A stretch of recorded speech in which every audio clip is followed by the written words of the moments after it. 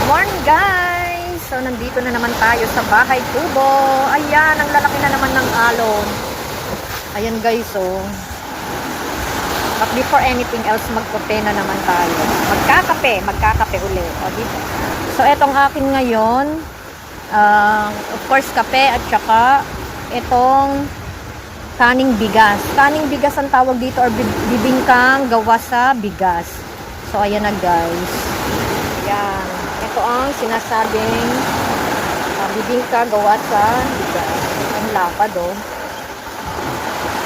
Ang ingay na naman ng dagat. Ayan. So mag-almusal muna.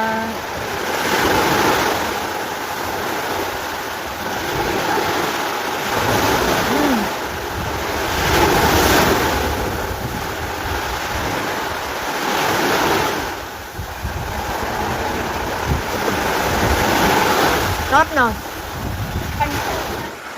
Sige ba? Sabi ko sa kanila, ito laging inaabangan ko sa umaga eh. Pero yung pot-pot ang dumadating. Masarap kasi ito, gawa sa bigas.